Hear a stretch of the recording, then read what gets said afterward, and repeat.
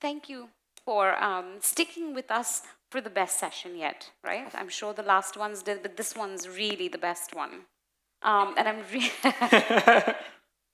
Has to be. it has to be. I mean, we've got Swivel on stage, we've got Kareem on stage, we've got Al-Tibbi on stage. I'm so excited to have really great conversation with you about AI and the adoption of ML. So let me start out by first introducing everybody here. Nitish Jalan actually is group head of growth for Swivel. Who hasn't heard of Swivel? Oh, wow. Can you meet me outside after the session? That'd be great. They've gone on amazing, right? First company to go public out of the region on the NASDAQ, and then have just gone on what I like to call a Dubai spree, which is buying up everything. Right? I'll let Nitish, if it's public knowledge, announce the latest. But wow, what a redefinition of smart transportation, right? And this is for the masses. So really happy to have you on stage with us. We've got, okay, guys, the VP of marketing and growth, Rohan is here. If you don't know Rohan, you haven't been in Dubai.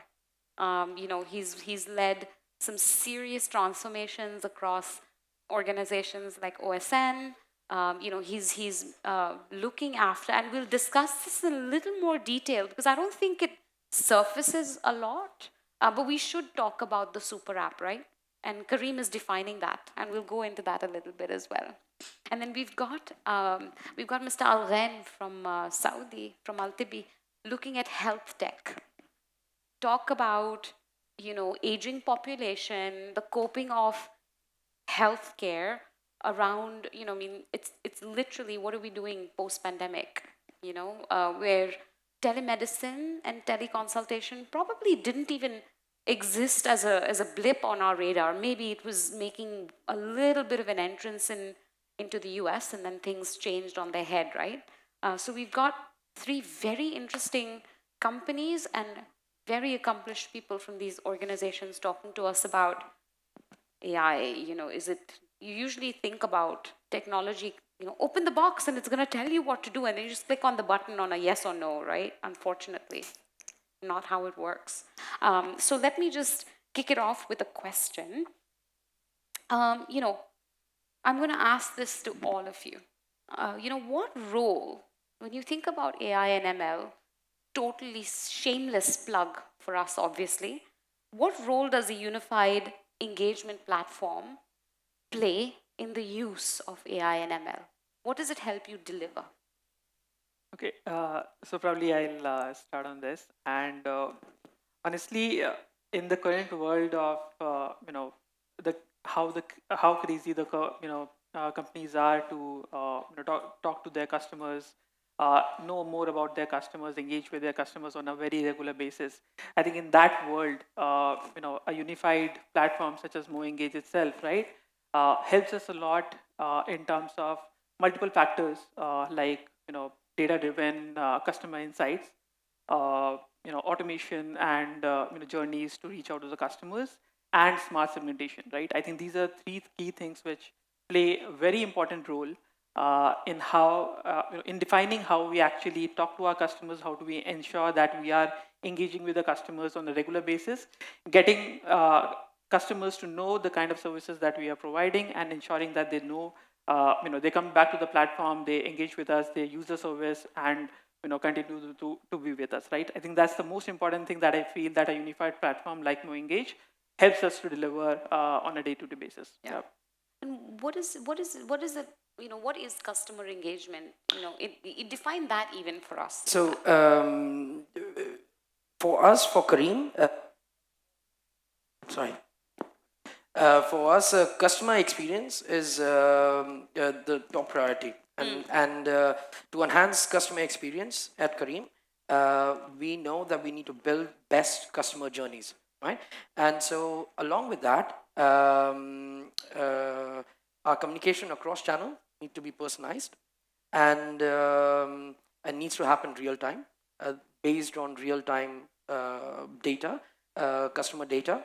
And so this is where I say a unified platform, customer engagement platform, really enable us to do this. And at Kareem, we've seen some great results when we have this customer-centric, personalized journey planning strategy in place. Yeah. So it's really worked for us, and we heavily invest into all the ML that goes behind, all the rules that goes behind making the strategy work for us. And Mr. Algan, what do you think from a, let's not call them customers, right? Very honestly, we're talking about patients, correct? How does an engagement platform contribute, and how much of a role does AI ML play, which is very different in healthcare as opposed to commercial activities? Yeah, definitely. I think one issue, if we can go a step back for us, one of the main advantages that At-Tibbi has is we're exclusively an Arabic platform. So we deal with different dialects. So one of the challenges we have is that when it comes to the consultations, it can come from Jordan, different parts of Saudi Arabia, Egypt, whatever. Without ML or AI, it's very difficult for us to have a unified, let's say, diagnostic system, the way we help the doctors as well give out treatment. So At-Tibbi has worked on something we call At-Tibbi Vec. So it's a way for us to vectorize different terms. So for example, cold. In Arabic, we have different names for it. Let's say مرشح, مزكم. We use At-Tibbi Vec to try to help different doctors from different regions to understand what the customer is saying. So that's from the earlier part, already AI is playing a big role. And what about from an ongoing customer engagement? Because you definitely don't want to necessarily, market. But how do you think it goes, from a customer engagement? Is it primarily playing with information provided to the doctors to have a better engagement with the patient? Yes, for sure. Like, for example, when it comes to healthcare startups, especially telemedicine, we can't just send push notifications, talk to a gynecologist today, talk to an eye doctor today, talk to whatever. It's different than logistics or delivery apps. Yeah. So it's mostly around following up what happened with them and trying to give them something that makes sense based on what problem they have. Because it's not something that, let's say, people use consultations on a periodic level. It's not something people don't want to talk to a doctor every week. Yeah. But we're trying to work on wellness programs, different things, wearables as well, future integrations to make sure we can integrate that part and hopefully have MoEngage help us in that kind of issue. Hashtag shameless plug. Ron, talk to us about two things, right? Explain to us what the super app is. Because I'm sure when people start thinking about it, it's, gone are the days of acquiring brick and mortar to, establish dominancy across multiple industries or verticals. Now it's being done via the app, right? Talk to us about what a super app means, and how do you think AI and ML can help supercharge multiple apps within the app? Yeah. Kind of, what feeds that requirement? So the first question, what's a super app? Well, what we are trying to build at Kareem is basically one big utility app that does it for you and out of your way. And we started with ride hailing. We did it very well. And now post-COVID or during COVID, we realized we have a vision of becoming a super app. That means we want to have multiple services. We want to help our users in more than one ways.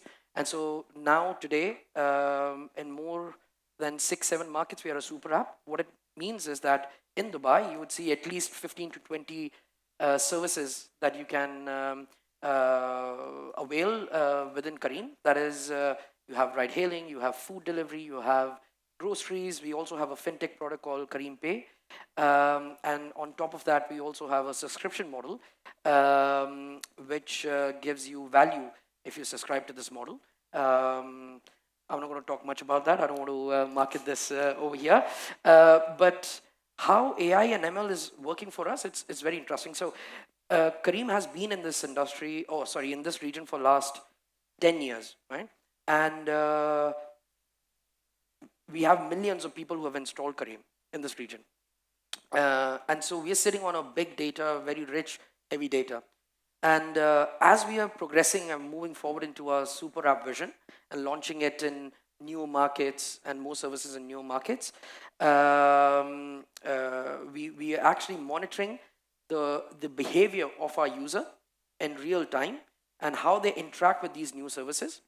And for example, we understand how do they discover new services and what do they like, when do they discover this new service, and based on that,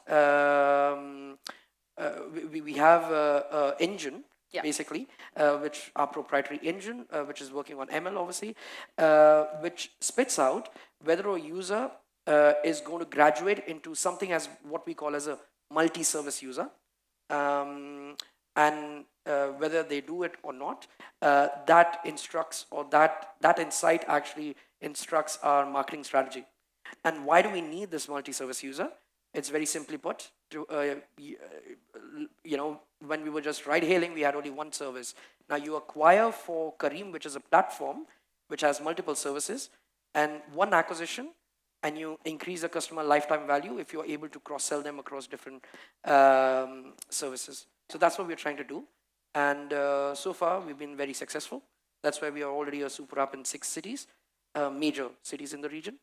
And yeah. Thank you. I wanted to ask you, based on what your experience has been, leading Swivel with this kind of growth. Give us some use cases that you see a clear, play in terms of we've deployed this, it's working, and it's powered by AI and ML. So I'll give you probably a very classic example. Just going before that, I'll talk about what Swivel is, right? So that gives more context. Like Swivel is exactly between what a Uber or a Kareem is in the region and what a public transportation is, right? So we're exactly between that. We are powering both sides of the world, but at the very sweet spot of being appropriately priced for the users who are using public transportation, and also for the users who are using Uber and Kareem, but also giving affordability at the same time to both the segment of the users, right? Obviously, we are mass transportation, and hence not giving the same level of probably comfort that private car will give you, but we are almost there in terms of giving comfort with the 7-seater, 14-seater, or 30-seater kind of a bus, right?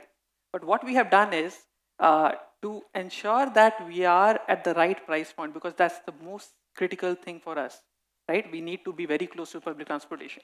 So what we have done is we have built an amazing demand responsive pricing engine that's completely powered by AI ML. We have a bunch of data points sitting behind empowering those tools. Now, what this is doing, right? This is something which is very complex compared to even what our airline industry has in terms of pricing, but very simple from a customer-facing perspective, right? Customers see very simple pricing. If there's a surge, they'll see that this kind of a surge exists. They'll know that, okay, fine, the surge is there because there's only one seat left, and so on and so forth, right? So for a customer, it's very, very simple, but at the back end, we are even more complex than what an airline industry is doing in terms of pricing, right? And we have a proprietary, again, obviously, this is very complex. We have done a lot of research at our end. So we've created a bunch of white papers, etc., as well against this, right? But it's amazingly working for us, giving customers the right pricing, the right value, giving us the right kind of, monetization opportunity whenever there is high demand and all, right? And then helping us to serve multiple countries, multiple languages at the same time, because the customer behavior and price sensitivity is very different in different markets, right? Yeah. So I think this kind of an engine that we have developed, obviously it's completely powered by AI ML, but it's helping us enormously in terms of our customer engagement and giving the right value to the customers. That's cool. Mr. Algen, talk to us about, obviously, you watch the videos, it scares me a little bit about the robot operating me.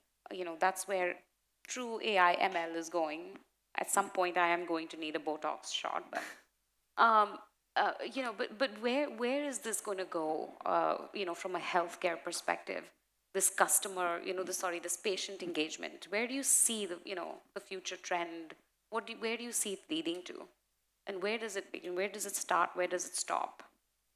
In the next few years, not even the next 10, just next 2, 3 years.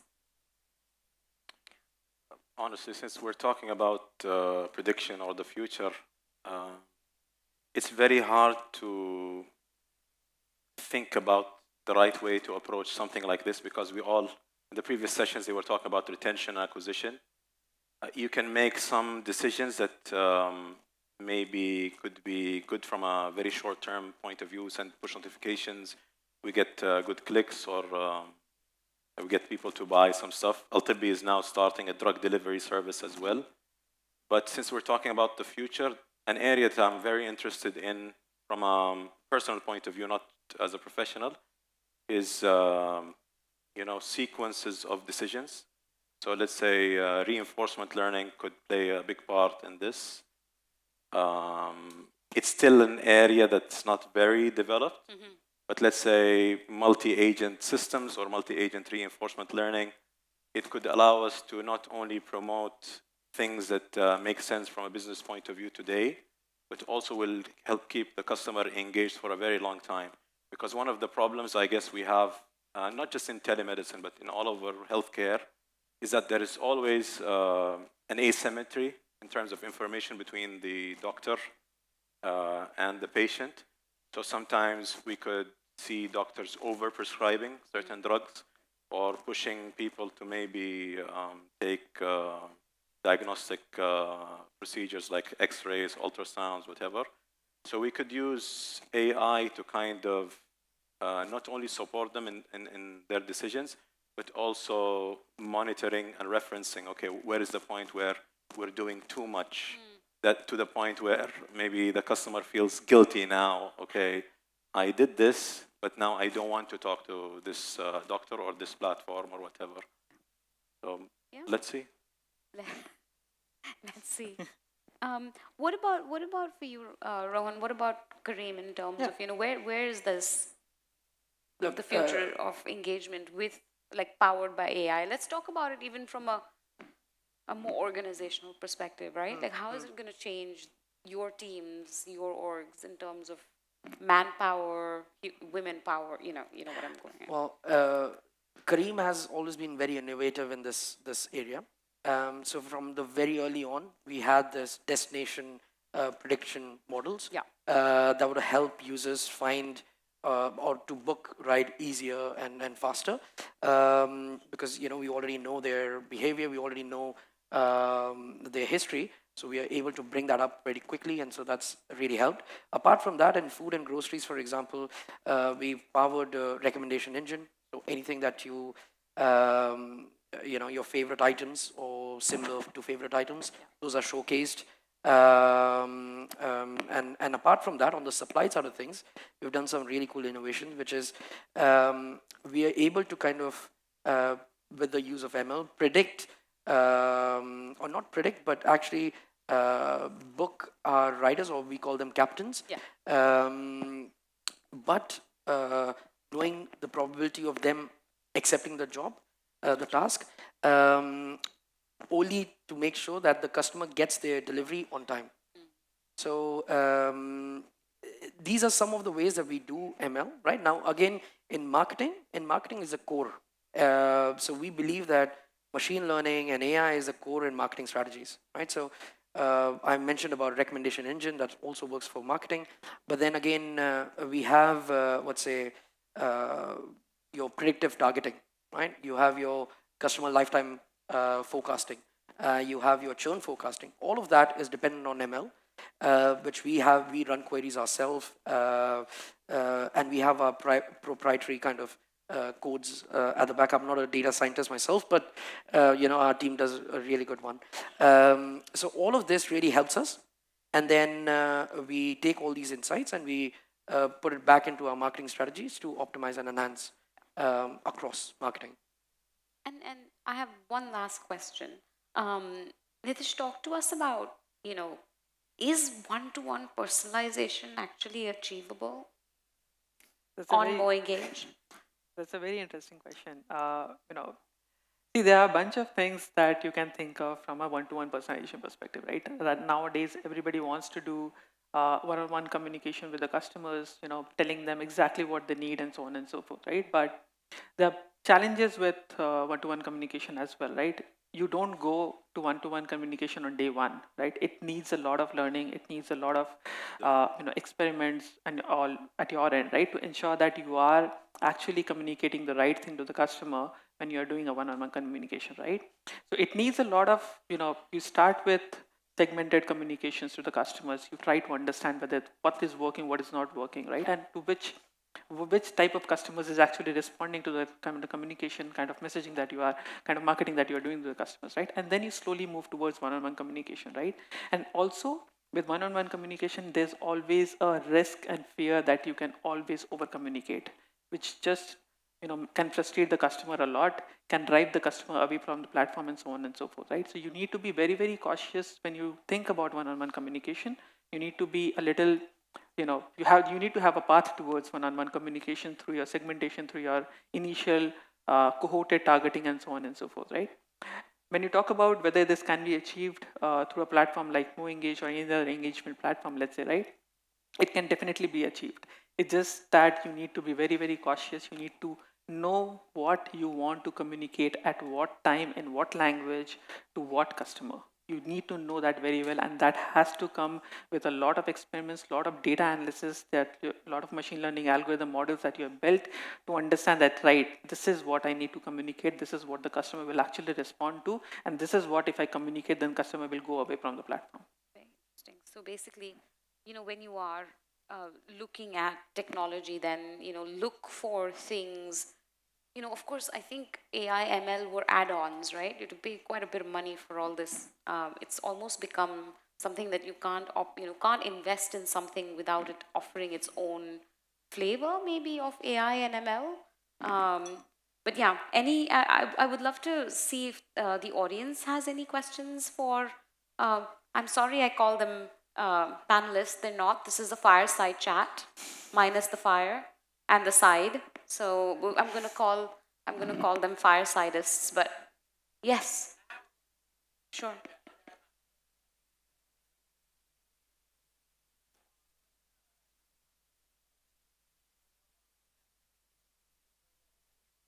For example, the visitor visited our Facebook page and they clicked on the URL. It's okay, everyone can hear. The web URL and they landed on the website. And the moment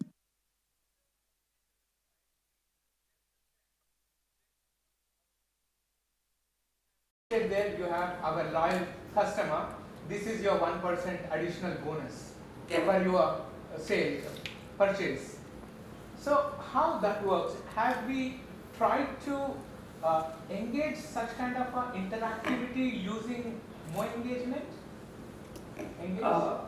Probably I start the marketing piece first, right? Because marketing works on the world of attribution, right? So when a customer lands on your platform, you know where the customer is coming from, what was the ad that the customer actually saw when they land into the platform. What I believe that a lot of engagement platforms like MoEngage itself provides is an end-to-end connectivity to different marketing channels that you have.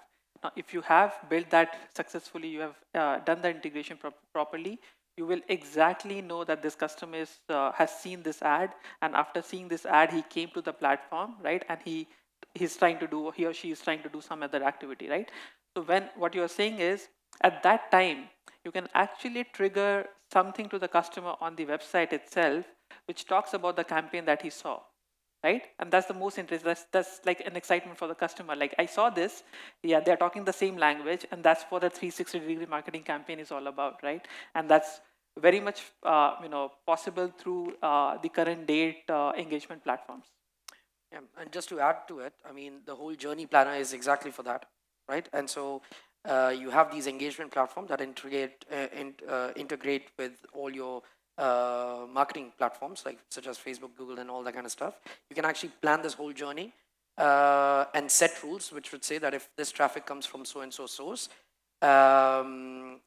show this message, either through a push notification, through a pop-up, or email, whatever means you want to try that out with. But again, it's all trial and error. I would not recommend you do that instantly. I would say that you want to try a little bit, see the incrementality out of that, and then implement it against all your audiences.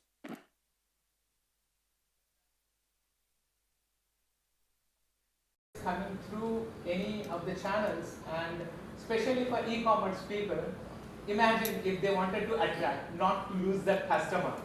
If they keep on adding up, like after giving additional 1%, if they are referring to your friend message through the web notification, if you are referring to your friend, here is one more percent discount.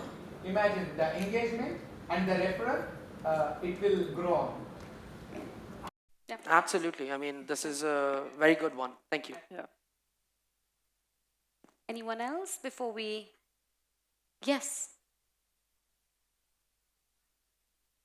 For Mr. Abdul. So since you were talking about the personalized customer engagement, and you also touched upon the wearables part. So what do you think, like how that data will be accurate, or how relevant that data will be coming from the wearables to the doctors who are actually using and how AI is involved in that? So I have a very personal experience here. Like I'm wearing the Apple Watch. A few months ago, I was having dinner with my wife in a restaurant, and then I noticed a very weird feeling in my chest. And my heart rate is usually around 50 beats per minute. At that point, it was over 100, and I was sitting relaxed and eating, having fun. And if not for the data that basically the watch was providing, when I went to talk to a specialist, I didn't have the like. If I hadn't had this, it wouldn't give me the right context. If I just tell him that, okay, my heart rate is elevated, but I don't have the data history, the trend. It was around 50. Then my resting heart rate is 50. Then it became around 70 or so. And at that moment, I was just eating, and it was over 100.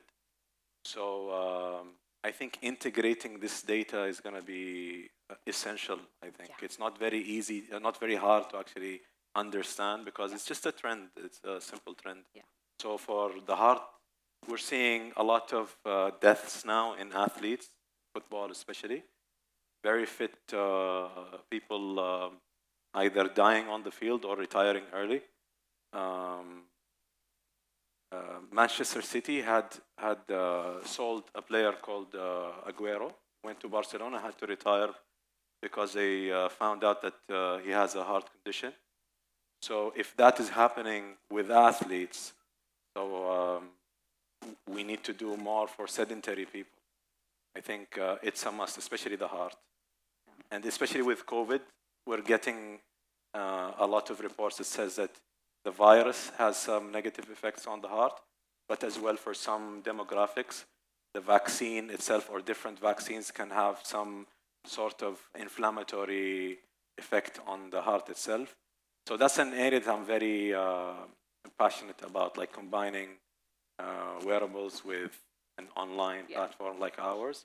And I think as the few sessions before us, I think the telecom session, they said they are collaborating with Google and whatnot. So I think big regional players in the Middle East should also collaborate with big players worldwide. And when it comes to a big name like Apple, it doesn't get bigger than that. And to add to my friend's point, I guess, I don't know if you have heard about multiple devices like Ultrahuman is doing, right? What they're doing is they're just giving you a device, you can patch it on your arm, and then it records the entire day activity that you are doing, right? It records everything from your sugar level, from your heartbeat, everything, right? And in no time, I'm sure that every doctor is going to have a machine with them which can easily integrate with this Ultrahuman or any other device or an Apple Watch, right? Which will tell what is happening with this patient. And this in no time it will happen for sure. And that's when you see the power of AI ML, what it can do in terms of the healthcare domain. I mean, the predictions about somebody that's Yes. you're about to have a consult with, you already have their history, their projections, the predictability of, what injuries they're prone to versus what diseases, So it's something that can actually move the world a little safer, I guess, right? Definitely. We have just one last point. We have Yeah. partnerships with pharmaceutical companies and other medical companies on atrial fibrillation. So it's a serious heart condition. So we're trying to help diagnose people early. So people over 55 are usually our target. But if someone is younger than 55 and they have, let's say, 2 or 3 chronic diseases, then we try to help get them checked early. Yeah. I just want to say my trainer already uses this kind of data to trim me down somehow. And I'll tell you how, because he uses the data that I have on my Apple Watch. He obviously designs my diet, and he's also looking after my training, right? Yeah. So he gets a report, and he knows exactly when I sleep, how much water intake that I take, how much food am I consuming in a day, what's the deficit and everything. So there are already a lot of use cases around data, and if you just make that available, and I just told him, I gave him an idea. I was like, create an app, and you fetch this data. The users who are going to order their diet meals and whatever that is there on the app, and you have your training sessions logged in as well. Yeah. So end-to-end fitness app. So he loved it. I think he wants to invest. So anyone else? That's a really dangerous concept, because the AI ML will probably tell the trainer when you're about to skip a workout. I would be a little afraid from that. Anyways, yeah. But thank you very much for your time this afternoon. Very enlightening. Thank you, everyone. I'll let the stage And good over. questions, to be honest. Yeah, very good questions as well. Thank you. It was a Please, pleasure. Thanks a lot. please do engage with the speakers. They're going to be hanging out with us, right, for the Yeah. next couple of hours as well. Okay, great. Thank you very much. Ciao, guys. Thank you.